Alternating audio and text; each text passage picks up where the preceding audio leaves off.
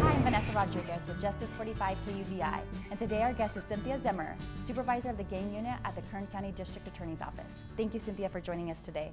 Thank you for having me. So, with all your experience as a prosecutor for the last 33 years, what advice would you give parents as far as warning signs to look for their child and behavior that they might be affiliated with some type of gang activity? The first thing that you look at is a change in behavior. And you need to start looking at that with some people as early as the 6th grade. Wow. Because children these days, we used to look at changes in high school, and then it used to be junior high, and now it's elementary school. Wow. Look at changes in behavior. Did they used to be interested in something that they are no longer interested in? Right. And that sometimes is hard because children change as they grow and mature. But these changes are something a little different than just maturing. Did they used to be interested in soccer or football, and now no longer they are not, even though they may have the talent for it? Did they used to be interested in music, and now they're not interested in that at all? Or even video games. Did they used to be interested in that, and now there's a complete change?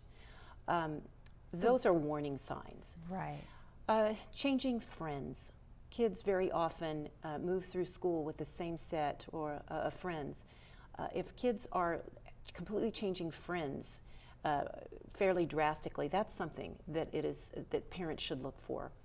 Also, if kids are not coming home from school, they're not coming home from school, they're wanting to hanging out at the mall or places like that with their friends. Right. You need to be careful about that, especially at night. Those are some of the things to look for. Also, if they're getting in trouble at school. Okay. If they're showing disrespect, if they're using foul language all of a sudden, and interested now in firearms, wanting to know about firearms and the types of firearms, other than just what a child wants to go hunting with their dad, something different than that. So if a parent sees these type of behaviors, what would you recommend the next step be for them?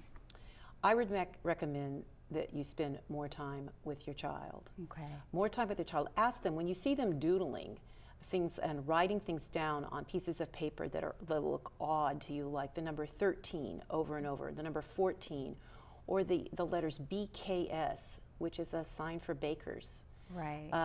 Ask them what that is.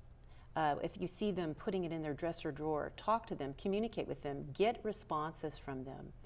Don't let them treat you with disrespect. Show that is unacceptable, but get them involved with church, with sports. Talk to their counselors at school that you're concerned about that. Counselors at school in middle schools and high schools are very well trained. They're trained by our police department about what to look for. They will help at school because people do not want these kids to turn to a life of gang activity. And what prevention would you say as far as parents to prevent this from actually happening and their kids partaking in these activities? Is there any preventative measures that they can take? Well, I think you have to be invested in your kids.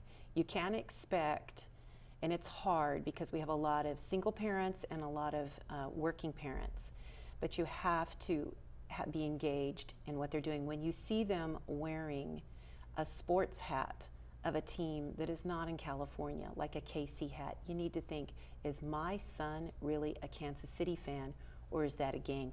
So monitor what they wear. Go shopping with them. Don't send them to the mall alone and let them do their shopping.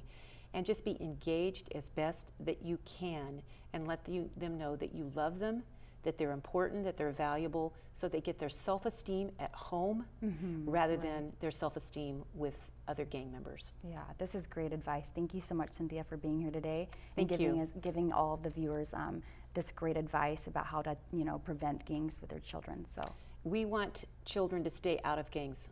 We don't want to see them in court and in jail. Right. Well, thank you so much for your time.